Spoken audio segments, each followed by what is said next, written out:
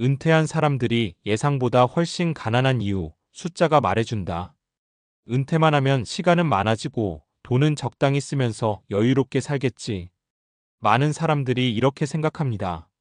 하지만 현실은 예상과 조금 다릅니다. 아니, 어떤 사람들에게는 너무나 냉혹합니다. 직장에 다닐 때는 매달 월급이 들어옵니다. 특별히 신경 쓰지 않아도 생활비가 채워지고 가끔 여행도 다니고 가족 외식도 합니다. 그런데 은퇴하는 순간 그 월급은 영원히 멈춥니다. 그때부터는 모아놓은 돈이 월급 역할을 해야 합니다. 문제는 여기서 시작됩니다. 사람들은 대부분 얼마를 모아야 하는가에는 관심이 많지만 얼마나 오래 살아야 하는가에는 관심이 적습니다. 예전에는 은퇴 후 10년 정도를 준비하면 된다고 생각했습니다. 그러나 지금은 상황이 완전히 달라졌습니다. 평균 수명이 크게 늘어나면서 은퇴 후 30년 가까운 삶이 당연해지고 있습니다. 다시 말하면 인생의 3분의 1을 월급 없이 살아야 하는 시대가 된 것입니다. 그래서 요즘 은퇴는 더 이상 퇴직이 아니라 제2의 인생이라는 말이 나오는 것입니다. 그런데도 많은 사람들이 아직도 예전 기준으로 은퇴를 준비합니다. 집이 있으니까 괜찮겠지. 국민연금 나오니까 버틸 수 있겠지. 애들이 도와주겠지. 하지만 숫자는 생각보다 훨씬 냉정합니다. 오늘은 왜 많은 은퇴자들이 예상보다 훨씬 가난해지는지 숫자가 보여주는 현실을 하나씩 살펴보겠습니다. 첫 번째 숫자 30년. 가장 먼저 봐야 할 숫자는 바로 30년입니다. 60세에 은퇴했다고 가정해 보겠습니다. 요즘에는 90세까지 사는 것이 특별한 일이 아닙니다. 즉, 앞으로 30년 동안 월급이 없습니다. 직장 생활도 보통 30년 정도 합니다. 생각해보면 정말 놀라운 이야기입니다.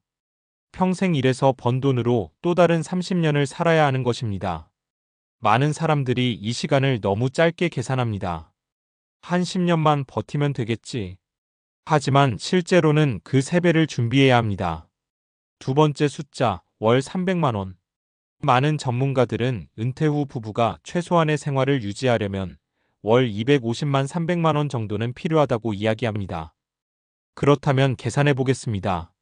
월 300만 원이면 1년에 3,600만 원입니다. 30년이면 무려 10억 8천만 원입니다. 여기에는 물가 상승도 계산하지 않았습니다. 병원비도 충분히 넣지 않았습니다. 간병비도 제외했습니다. 그런데도 벌써 10억 원이 넘어갑니다. 이 숫자를 보면 많은 사람들이 놀랍니다.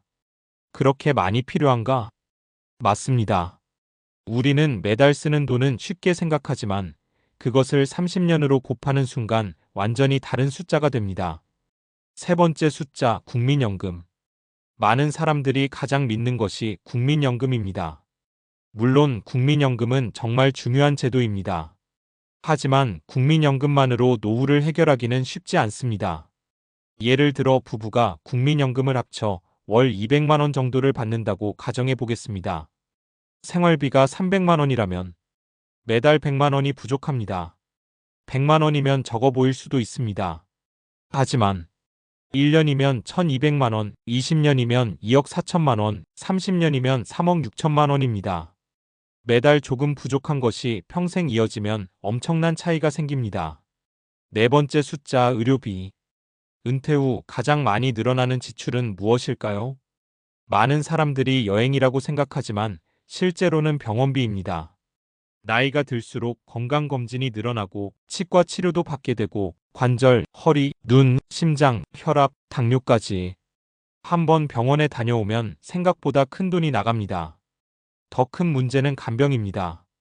누군가는 배우자를 돌봐야 하고 누군가는 요양시설을 이용해야 합니다. 몇 달이면 끝나는 비용이 아니라 몇 년 동안 계속될 수도 있습니다. 은퇴 준비에서 의료비를 빼놓는 순간 계산은 크게 틀어집니다. 다섯 번째 숫자, 물가. 사람들이 가장 많이 놓치는 것이 물가입니다. 오늘 300만 원으로 생활한다고 해서 20년 뒤에도 300만 원이면 같은 생활을 할 수 있을까요? 아닙니다. 물가는 계속 오릅니다. 식비도 오르고 관리비도 오르고 보험료도 오르고 교통비도 오릅니다. 그래서 은퇴자들은 소득은 그대로인데 지출은 계속 늘어나는 경험을 하게 됩니다. 이것이 노후가 점점 더 어려워지는 이유입니다. 실제 사례 하나를 들어보겠습니다. 65세에 은퇴한 김 씨 부부가 있었습니다. 퇴직금과 저축을 합쳐 약 4억 원을 모았습니다. 두 사람은 생각했습니다. 우리가 돈도 안 쓰고 사는데 충분하겠지. 처음 몇 년은 정말 괜찮았습니다. 여행도 다니고 손주들에게 용돈도 주고 집도 조금 고쳤습니다. 하지만 70대가 되면서 상황이 달라졌습니다. 병원에 가는 횟수가 늘어났습니다. 자동차도 바꿔야 했습니다. 집 수리도 해야 했습니다. 손주 학원비를 도와달라는 부탁도 생겼습니다. 생활비는 계속 늘었지만 자산은 계속 줄어들었습니다. 결국 80세가 되었을 때 가장 많이 했던 말은 이것이었습니다. 우리는 이렇게 오래 살 줄 몰랐어. 이 말은 실제로 많은 은퇴자들이 공통적으로 하는 이야기입니다. 가난해진 이유는 낭비해서가 아닙니다. 예상보다 오래 살았기 때문입니다. 은퇴가 가난으로 이어지는 가장 큰 이유. 의외로 많은 사람들은 투자에 실패해서 가난해지는 것이 아닙니다. 사기를 당해서도 아닙니다. 가장 큰 이유는 계산이 틀렸기 때문입니다. 은퇴 기간을 너무 짧게 잡았습니다. 생활비를 너무 적게 예상했습니다. 의료비를 빼먹었습니다. 물가를 계산하지 않았습니다. 이 네 가지가 합쳐지면서 시간이 지날수록 자산은 빠르게 줄어듭니다. 처음에는 괜찮아 보이지만 10년, 20년이 지나면 차이는 눈덩이처럼 커집니다. 그렇다면 어떻게 준비해야 할까요? 은퇴 준비는 거창한 투자보다 현실적인 계산이 먼저입니다.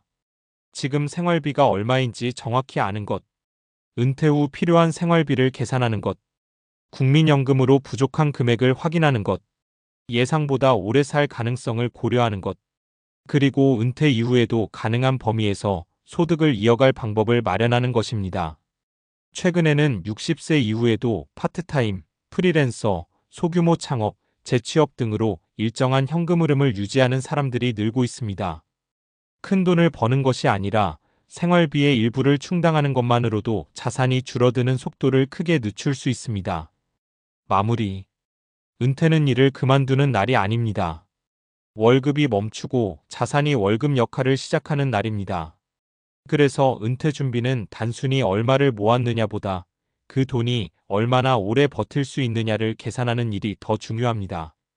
30년 월 300만 원, 10억 원이 넘는 생활비, 늘어나는 의료비, 계속 오르는 물가. 이 숫자들은 우리를 불안하게 만들기 위한 것이 아니라 현실을 직시하게 만드는 신호입니다. 노후의 가난은 어느 날 갑자기 찾아오지 않습니다. 작은 계산의 오차가 10년, 20년, 30년 동안 쌓여 만들어지는 결과인 경우가 많습니다. 지금 준비를 시작하는 사람은 선택할 수 있는 길이 많습니다. 반대로 준비를 미루는 사람은 시간이 지날수록 선택지가 줄어듭니다. 결국 은퇴를 가장 편안하게 맞이하는 사람은 가장 많은 돈을 가진 사람이 아니라 숫자를 외면하지 않고 현실을 일찍 받아들인 사람입니다. 은퇴는 끝이 아니라 새로운 삶의 시작입니다. 그 시작이 불안이 아닌 여유가 되도록 만드는 힘은 막연한 기대가 아니라 냉정한 숫자를 이해하고 미리 준비하는 데 있습니다.